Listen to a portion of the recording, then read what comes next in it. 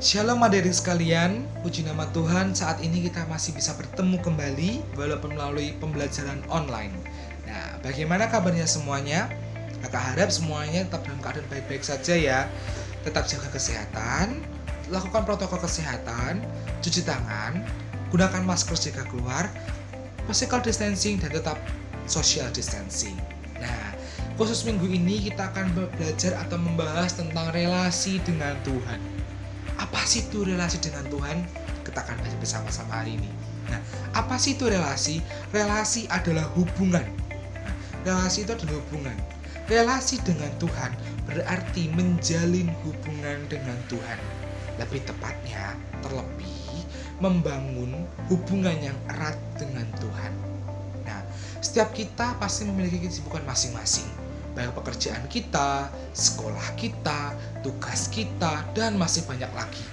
Namun di tengah-tengah semua kesibukan yang kita alami saat ini, terkadang bahkan sering kita lupa untuk menjalin relasi kita dengan Tuhan. Nah, menjalin relasi dengan Tuhan adalah bentuk atau untuk mengucap syukur atas segala penyertaan yang masih kita rasakan sampai saat ini.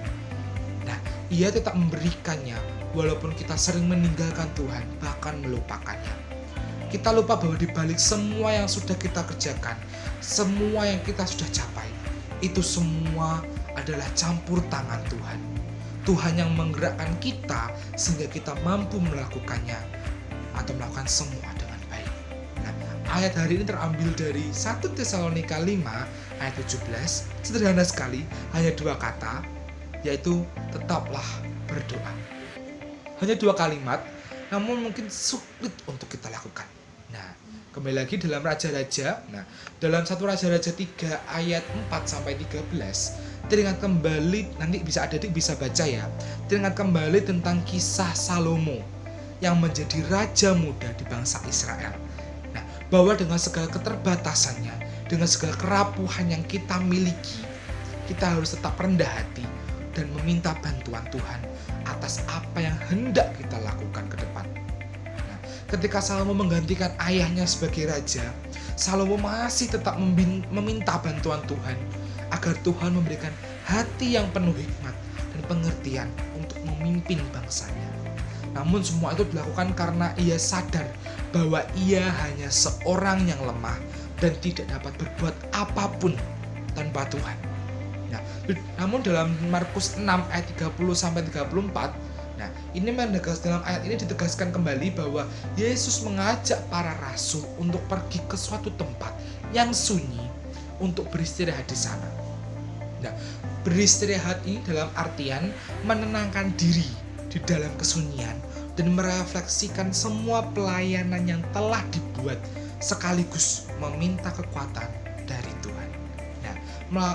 Melalui bacaan ini kita semua diingatkan kembali, kita diajak kembali untuk lebih mendekatkan diri kepada Tuhan, menjalin relasi yang intim dengan Tuhan. Nah, menjalin relasi berarti itu berdoa, meminta tuntunan Tuhan, kekuatan dan penyertaan atas segala aktivitas yang akan kita lakukan. Kita semua dapat melakukannya itu bukan karena kehebatan kita, bukan karena kekuatan kita, namun semua karena tuntunan dan kasih Tuhan yang sungguh luar biasa.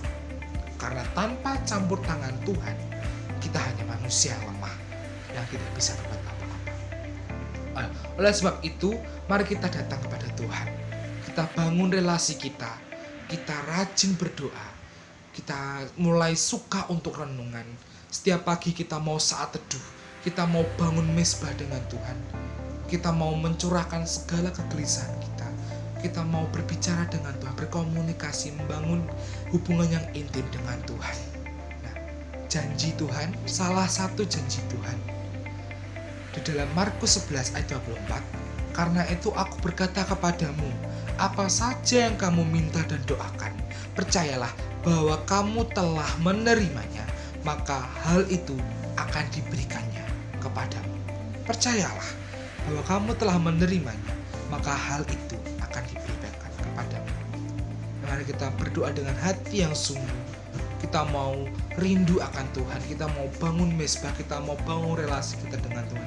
Kita mau semakin mengenal Tuhan lebih lagi. bukan hanya Tuhan sebagai juru selamat, Tuhan Yesus kasih, bukan.